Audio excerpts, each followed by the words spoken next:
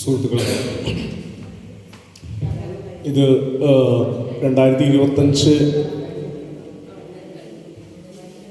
വിട്ടുപോകുന്ന യാത്ര എഴുതിയതാണ്.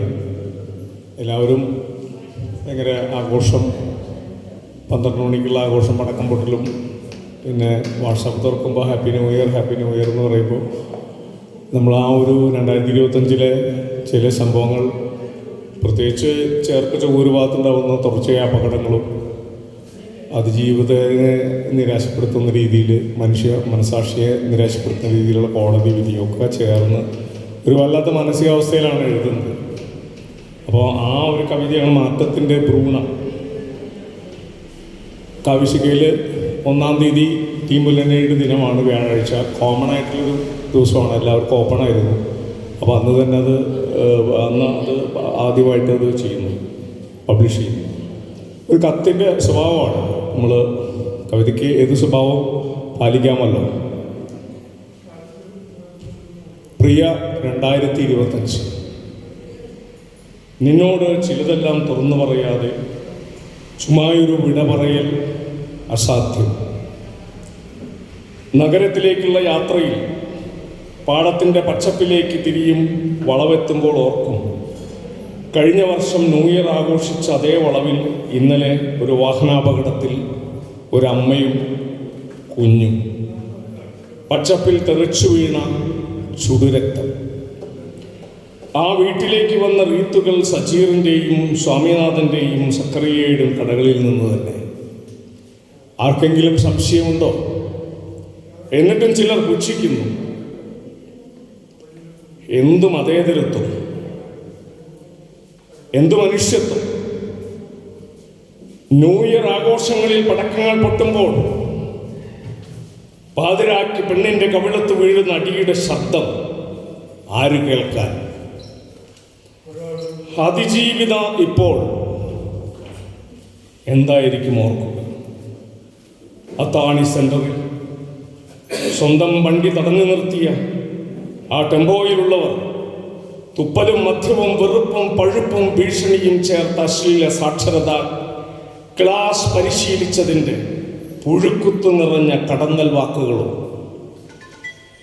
അതിന് പുറകിൽ ഒരു ഗൂഢാലോചനയുണ്ടെന്നറിഞ്ഞിട്ടും അതെല്ലാം മറക്കാൻ തിടുക്കം കാണിച്ച വനിതാ ജഡ്ജിയുടെ നിസ്സഹായതയോ, നിസ്സംഗതയോ, ആ മുഖത്തെ ജാള്യതയോ, കുറ്റബോധമോ.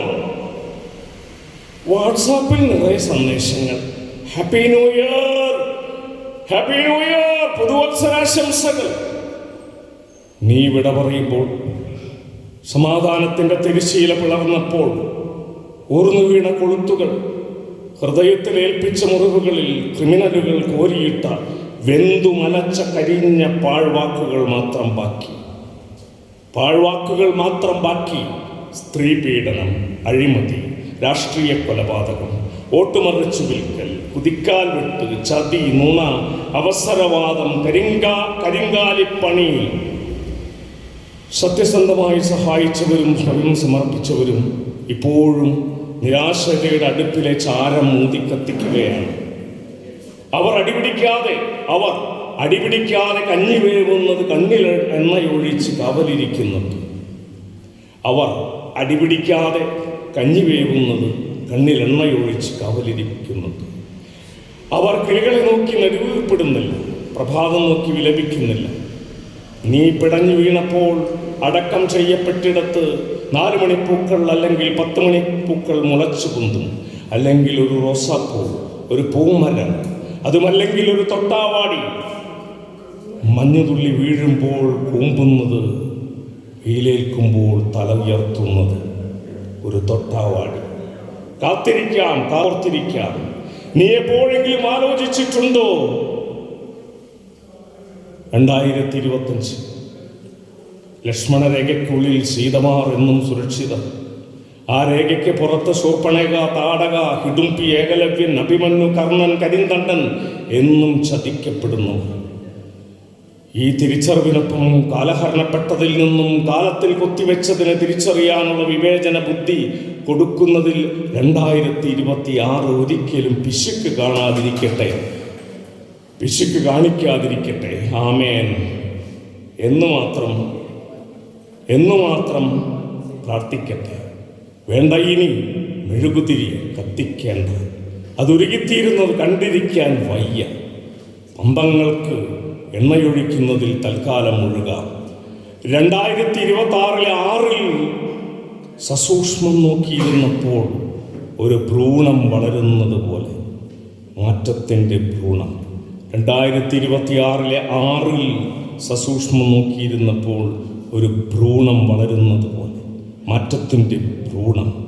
ഇതെല്ലാം എൻ്റെ മനസ്സിൻ്റെ മാത്രം മതിഭ്രമമായിരിക്കുമോ? നന്ദി.